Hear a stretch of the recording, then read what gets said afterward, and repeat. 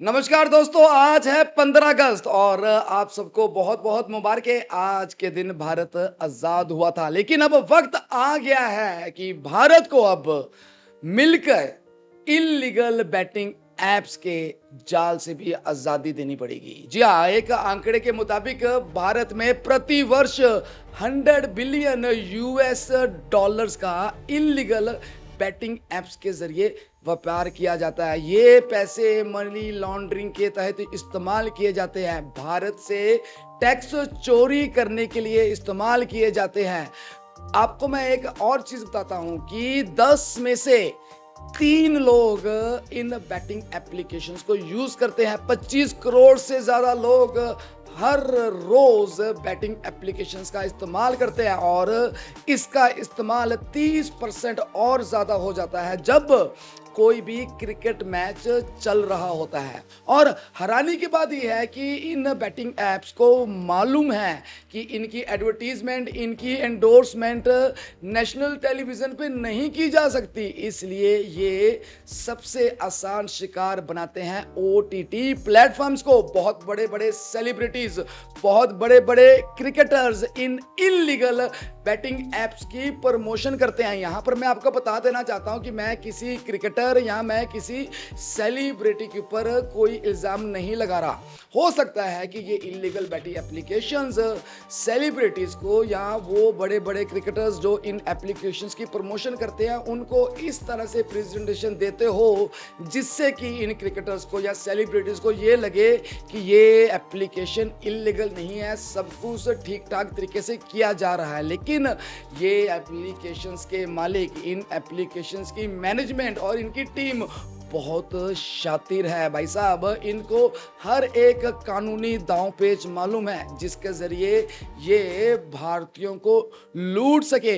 अभी-अभी की आपको ताज़ा खबर बताता हूँ कि 13 अगस्त को भारत के number one of the greatest batsman Suresh Raina, CSK के superstar Suresh Raina, mister IPL Suresh Raina को इन्फोर्समेंट डायरेक्टरेट मतलब कि ईडी ने सम्मन किया था पीएमएलए एक्ट के तहत। पीएमएलए एक्ट मतलब कि prevention of money laundering act के तहत इनको सम्मन किया गया और इनको सुरेश रैना को अपने दफ्तर बुलाया गया। यहाँ पर दफ्तर में सुरेश रैना से बहुत सवाल किए गए क्योंकि सुरेश रैना एक बैटिंग एप्लीकेशन जिसका नाम है 1xBet या फिर 1xBat नाम की एप्लीकेशन की इंडोर्समेंट करते हैं, इनकी प्रमोशन करते हैं और इस एप्लीकेशन के जरिए 3000 करोड़ से ज्यादा रुपयों की बैटिंग की गई है और वो भी इल्लीगल। अगर आपको मैं ये बताऊं कि ईडी ने सुरेश रैना से क्या-क्या सवाल पूछे और क्यों पूछे, तो उसकी पूरी लिस्ट मेरे सामने पड़ी है। सुरेश रैना से पहला सवाल ये पूछा गया कि क्या उनको ये नहीं मालूम था कि ये जो बैटिंग ऐप है ये इल्लीगल धंधा कर रही है भारत में और 22 करोड़ से ज्यादा लोग इस एप्लीकेशन के शिकार हो चुके हैं। फिर अगला क्वेश्चन जो था ईडी का, ईडी ने ये पूछा सुरेश रैना से कि क्या सुरेश रैना को ये नहीं मालूम कि ये जो एप्लीकेशन है ये सैरोगेट नेम और सैरोगेट क्यूआर के जरिए काम करती है। यहां पर मैं आपको बता दूं कि सैरोगेट नेम होता क्या है। अब जैसे कि फॉर एग्जांपल एक कोई विस्की की कंपनी है, अब आपको मालूम है विस्की की कंपनी की ऐड नेशनल टेलीविजन पे कभी भी नहीं आ सकती, ये इल्लीगल है। भारत में इसको बैन किया गया। तो विस्की की कंपनीज क्या करती हैं, विस्की की कंपनीज एक सेम नाम की कोल्ड ड्रिंक या सेम नाम का एक सोडा बना देती हैं और उसकी ऐड करती है। लेकिन जो लोग विस्की पीते हैं या जिन लोगों को नॉलेज है उनको मालूम है कि इस सोडे के नाम के पीछे ये विस्की की प्रमोशन की जा रही है। एक और एग्जांपल देता हूं, जैसे कि पान मसाला कंपनीज है वो भी ऐड नहीं कर सकती, तो वो क्या करती है मीठी सुपारी के नाम पर एक ऐड निकाल देती है, लेकिन नाम उसका वही होता है जो कि पान मसाले गुटके का नाम होता है। और ये ऐसी एड्स बड़े बड़े सुपरस्टार्स, बड़े बड़े हमारे हीरो करते हैं। तो इसको बोलते हैं सैरोगेट एडवर्टीजमेंट। मतलब नाम कुछ और काम कुछ और, हाथी के दांत दिखाने के और खाने के और। तो ये क्वेश्चन भी सुरेश राणा से पूछा गया था। फिर सुरेश राणा से ये क्वेश्चन पूछा गया कि उनकी मोड ऑफ कम्युनिकेशन इस एप्लीकेशन के साथ क्या थी। ये एप्लीकेशन और सुरेश राणा एक दूसरे से कम्युनिकेट कैसे करते थे। फिर अगला सवाल पूछा गया कि क्या सुरेश रैना ने कभी भी किसी भी तरह से, चाहे चेक के जरिए चाहे कैश, क्या इस इलीगल बैटिंग एप्लीकेशन से पैसे का लेन देन किया था। तो ये क्वेश्चन भी सुरेश रैना से पूछा गया और ये सारे क्वेश्चंस पूछे गए हैं पीएमएलए एक्ट के जरिए, prevention of money laundering act के जरिए। आपको मैं यहाँ बता दूं कि सुरेश रैना कोई ऐसे पहले क्रिकेटर नहीं है जिनके ऊपर ईडी का शिकंजा जकड़ा हुआ है। यहाँ मैं आपको फिर से बता देता हूँ कि मैं ये नहीं कह रहा कि सुरेश रैना जान करके इस इलीगल एप्लीकेशन की प्रमोशन कर रहे थे, लेकिन ये एप्लीकेशंस की मैनेजमेंट टीम ही ऐसी है। और भी बहुत क्रिकेटर्स हैं जैसे कि युवराज सिंह और हरभजन सिंह और युवराज सिंह को भी ईडी ने अपनी स्टेटमेंट्स रिकॉर्ड करने के लिए अपने दफ्तर में बुलाया था, क्योंकि उनके मुताबिक इनका भी इन इलीगल एप्लीकेशंस के साथ हो सकता है कोई लेन देन हो। और सबसे बड़ी बात आपको बता दूं कि 100 से ज्यादा celebrities, heroes, heroines, YouTube influencer, social media influencers पाए गए हैं इन इलीगल एप्लीकेशंस की प्रमोशन करने के लिए। अब बताइए क्या हमें इससे आजादी पानी चाहिए कि नहीं पानी चाहिए। आज 15 अगस्त है, हमें प्रण करना चाहिए कि भारत को इस इलीगल एप्लीकेशन के जाल से हमेशा हमेशा के लिए मुक्त कराना पड़ेगा, आजादी पानी पड़ेगी। बहुत सी एप्लीकेशंस है जैसे कि 1xBet, इनके ऊपर आरोप लगा है मनी लॉन्ड्रिंग का, सैरोगेट एडवर्टीजमेंट का और इलीगल गैम्बलिंग ऑपरेशंस का। एक और इलीगल बैटिंग एप्लीकेशन है जिसका नाम है परी मैच। इसके ऊपर तो 3000 करोड़ रुपए से ज्यादा का इलीगल मनी लॉन्ड्रिंग या फिर पैसों का लेन देन का आरोप लगा हुआ है। इनके पास म्यूल अकाउंट भी है। म्यूल अकाउंट भी आपको बता दूं ये एक नया जरिया ढूंढा हुआ है इलीगल एप्लीकेशंस ने लोगों से पैसे हड़पने का।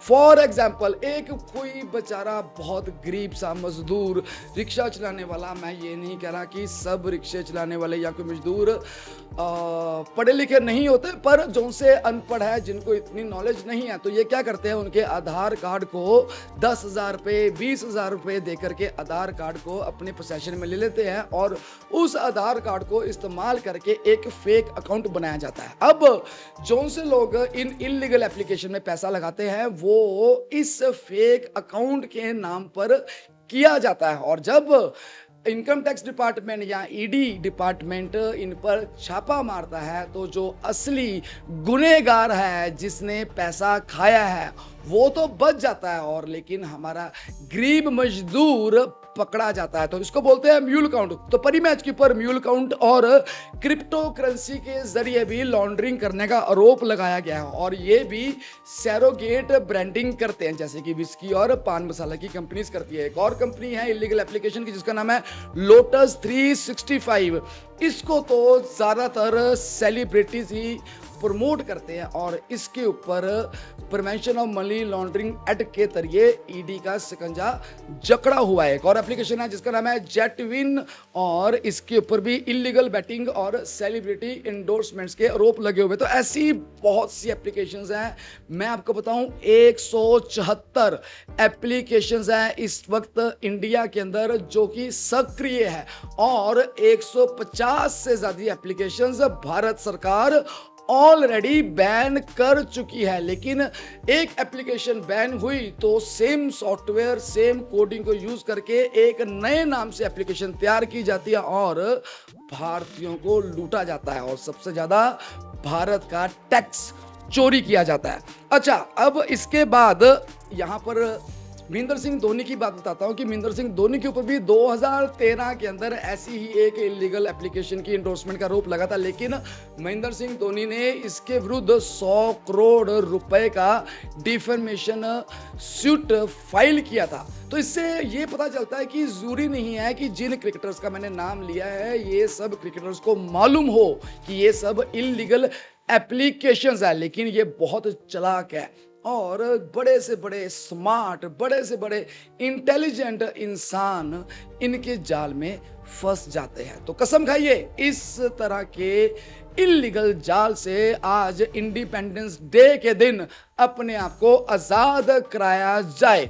अब आती है कुछ सेलिब्रिटीज की लिस्ट। आप हैरान हो जाएंगे जो मैं सेलिब्रिटीज के नाम लेने लगा हूं जो कि एंडोर्समेंट करते हैं, प्रमोशन करते हैं इन इलीगल एप्लीकेशंस की, जैसे कि राणा दकुबार, प्रकाश राज, विजय देवकोंडा, मंचू लक्ष्मी, उर्वशी रौटाला, सोनू सूद, निधि अग्रवाल, श्रीमुखी और आप सबके हरमन प्यारे, हम सबके हंसी के देवता कपिल शर्मा भी ईडी के इस जाल से बच नहीं पाए। मैं ये नहीं कह रहा कि ये सब लोगों को मालूम है कि ये क्या कर रहे हैं, लेकिन जो मैंने डाटा निकाला है इंटरनेट से उसमें आ रहा है कपिल शर्मा का नाम, उमा कुरैशी का नाम, रणबीर कपूर का नाम और यहाँ तक कि श्रद्धा कपूर का नाम। जी हाँ, ये सब लिंक्ड हैं महादेव ऐप नाम की इवेंट के जरिए। मतलब ये एक एप्लीकेशन है और ये अपने इवेंट्स करती है और वहां पर ये इन इवेंट्स को प्रमोट करते हैं। एक्ट्स जो वायलेट किए गए हैं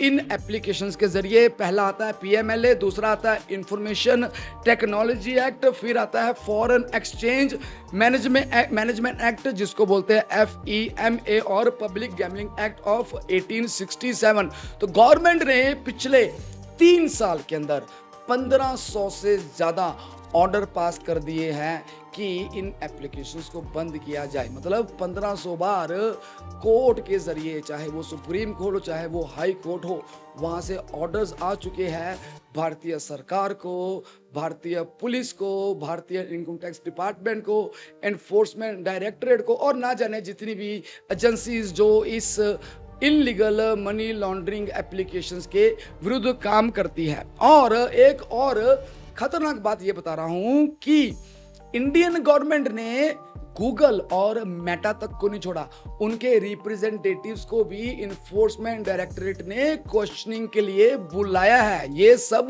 बंद होना चाहिए, अदरवाइज भारत का हार्ड अर्न मनी, हमारा अपना इनकम टैक्स जो हम भारत की डेवलपमेंट के लिए देते हैं, भारत की सड़कें बनने के लिए देते हैं, भारत के ताजमहल चाहे मॉन्यूमेंट्स की देख रेख के लिए देते हैं, वो सारा पैसा हवाला के जरिए, सैरोगेट एडवर्टीजमेंट के जरिए भारत से बाहर जा रहा है। इस चीज को रोकना पड़ेगा। अब मैं आपको बताता हूं कि इन्फोर्समेंट डायरेक्टरेट ने IXBet नाम की एप्लीकेशन को क्यों रडार में लिया है। इसका रीजन ये है कि हजारों लोगों ने करोड़ों रुपए इस एप्लीकेशन के जरिए गवाए हैं। यहां इस एप्लीकेशन को इस्तेमाल करके लोग अपना इनकम टैक्स बचा रहे हैं, मतलब इनकम टैक्स चोरी किया जा रहा है। 22 करोड़ से ज्यादा लोग इस टाइम 1xBet को इस्तेमाल कर रहे हैं और इसी ऐप को यूज करके 100 बिलियन US डॉलर से ज्यादा पैसा सर्कुलेट किया जा रहा है लोगों के अकाउंट के अंदर। और सबसे हैरानी वाली बात यह है कि ये आंकड़ा कम नहीं होने वाला। प्रतिवर्ष 30% के रेट के जरिए ये ऊपर जा रहा है। मतलब अगर इस साल 100 बिलियन डॉलर है तो अगले साल 130 बिलियन डॉलर पहुंच जाएगा। तो अब भाई साहब हमें प्रण लेना पड़ेगा, ऐसी एप्लीकेशंस का बहिष्कार करना पड़ेगा और इन एप्लीकेशंस को करो टाटा बाय बाय। तो भाइयों आज है इंडिपेंडेंस डे और मैं उम्मीद करता हूं कि आज आपने इंडिपेंडेंस डे खूब जोरों और शोरों से मनाया होगा, घर के बाहर झंडा लगाया होगा और एक दूसरे को कॉन्ग्रेचुलेशंस कहा होगा। अगली वीडियो में आपके साथ दोबारा हाजिर होऊंगा, तब तक के लिए नमस्कार, सत श्री अकाल, शब्बा खैर, love you guys, happy independence day.